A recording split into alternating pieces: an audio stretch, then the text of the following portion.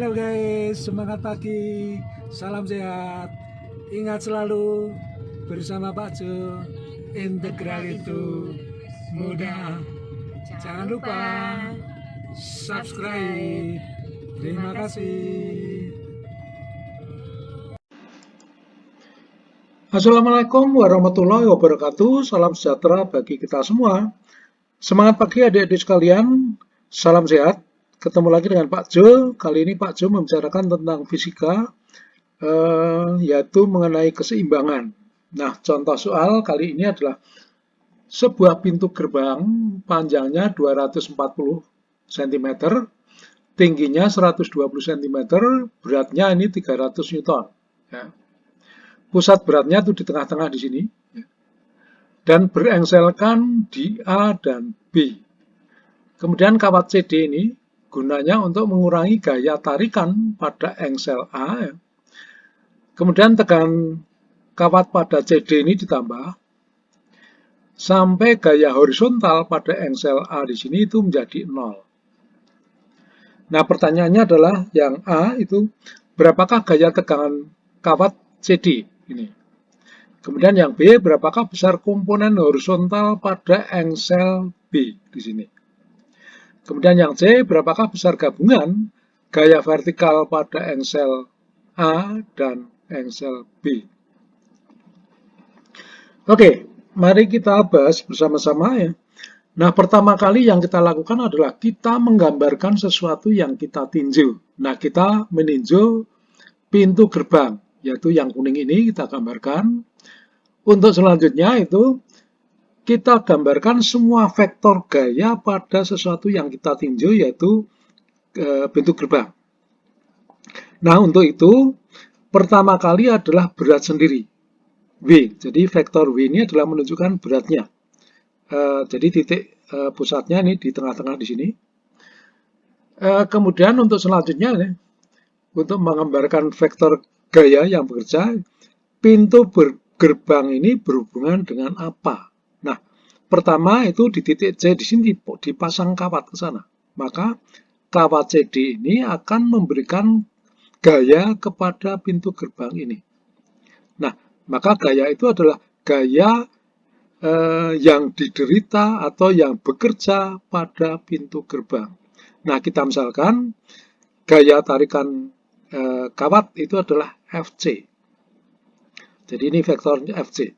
Nah, kemudian ini kita urai, yaitu menjadi komponen horizontal FCX dan komponen vertikalnya adalah FCY. Oke. Nah, selanjutnya ini pintu gerbang ini berhubungan dengan engsel A. Maka engsel A memberikan gaya kepada pintu gerbang. Maka gaya itu adalah gaya yang bekerja pada pintu gerbang atau gaya yang diderita oleh pintu gerbang. Nah, tadi di dalam soalnya, karena ini kawat ini ditarik, maka komponen horizontal gaya yang bekerja pada engsel A itu menjadi 0. Sehingga tinggal gaya vertikal. Jadi komponen vertikalnya adalah FAY. Jadi kita misalkan arahnya ke atas.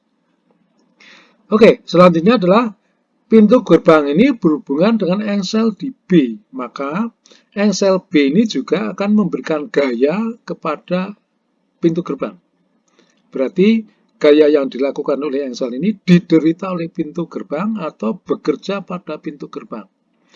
Nah, gaya ini, engsel B ini terhadap pintu gerbang itu kita misalkan, kita urai komponen horizontalnya adalah FBX, komponen vertikalnya adalah FBY.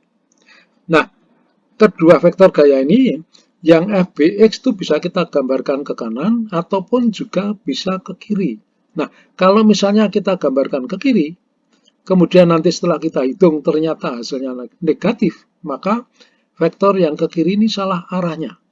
Berarti kesimpulannya adalah arahnya yang betul adalah FBX ini ke kanan. Demikian juga nih, FBY ini digambarkan ke atas. Bisa juga digambarkan ke bawah. Kalau misalnya kita gambarkan ke bawah, kemudian setelah dihitung ternyata hasilnya adalah negatif, maka vektor yang ke bawah ini salah arahnya, yang betul arahnya adalah ke atas. Demikian juga nih, FAY bisa digambarkan ke atas maupun ke bawah. Oke, jadi ini tadi gaya-gaya yang bekerja pada pintu gerbang, yaitu FCX, FCY, berat W, kemudian FAY, FBY, dan FBX. Ini adalah gaya-gaya yang bekerja pada pintu gerbang. Nah, untuk selanjutnya nih, pintu gerbang ini adalah diam.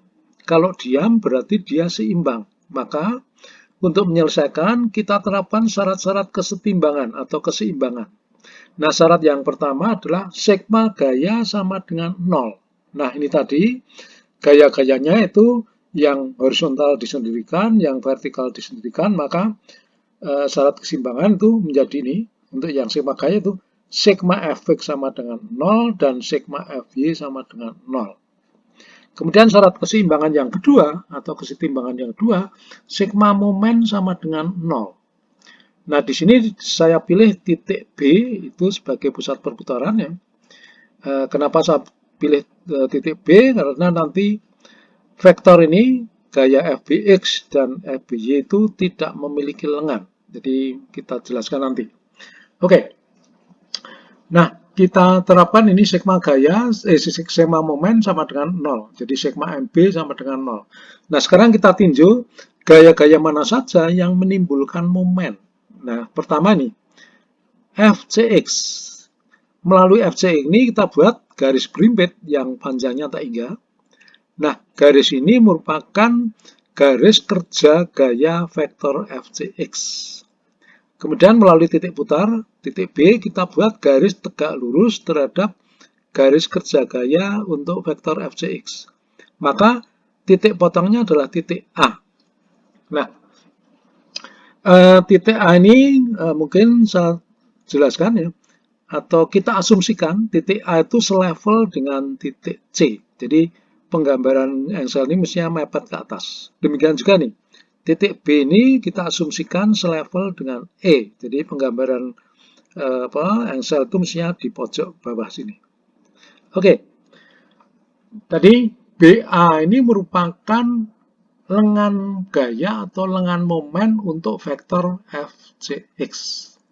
Nah, kita masukkan ke persamaan ini atau syarat keseimbangan momen ya. FCX itu gayanya, AB dikalikan AB itu lengannya. Maka nih AB ini lengannya.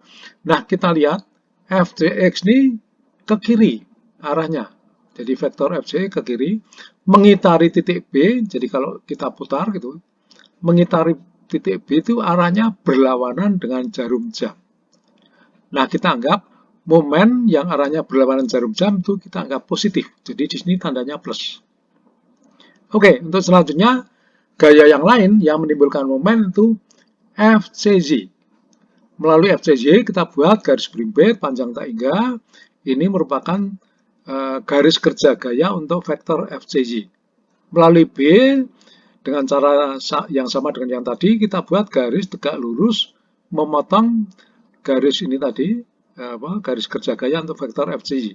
Titik potongnya adalah titik E. Maka BE ini merupakan lengan momen atau lengan gaya untuk vektor FCZ.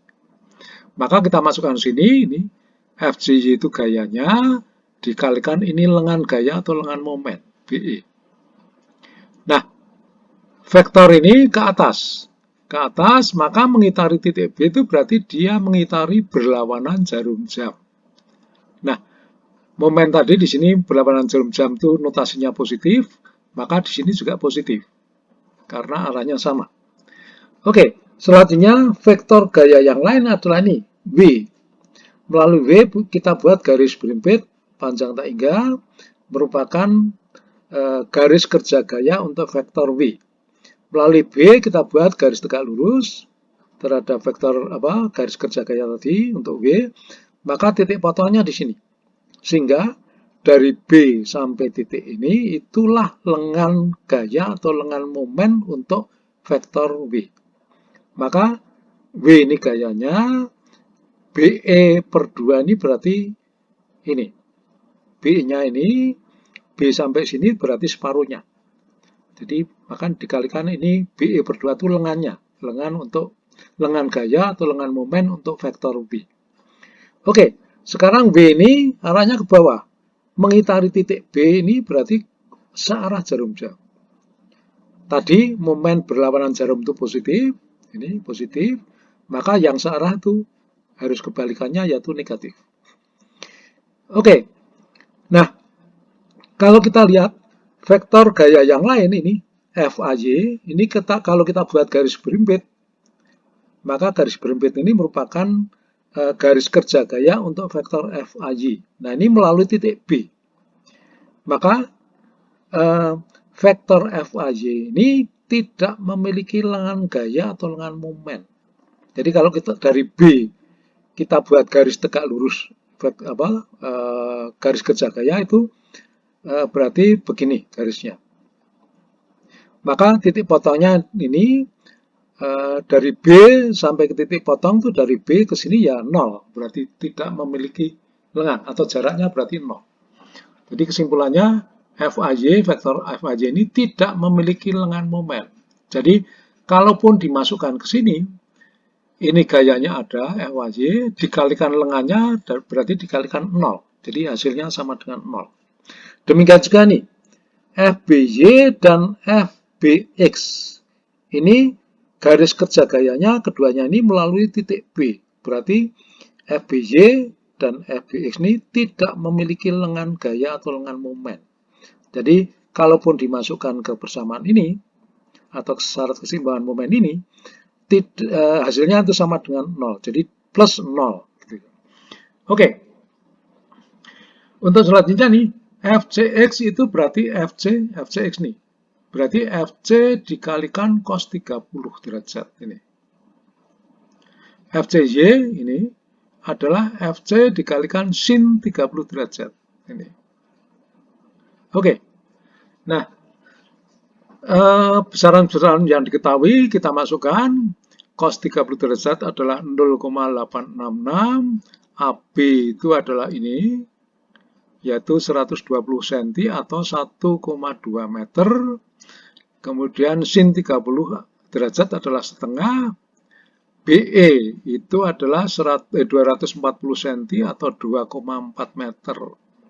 Kemudian W diketahui beratnya itu 300 Newton.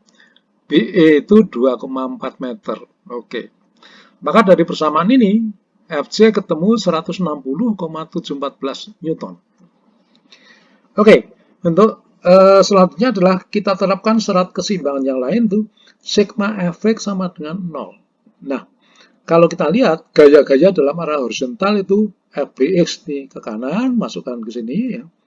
Jadi Fbx di sini tandanya plus. Jadi ke kanan kita anggap positif. Yang lain itu Fcx ke kiri berarti negatif, minus. Gaya horizontal yang lain tidak ada. Jadi cuma dua saja ini. Nah, Fcx adalah FC dikalikan cos 30 derajat. Nah, FC-nya ini sudah ketemu, ini cos 30 itu berarti 0,866, ini 7-nya diganti 6 saja nih.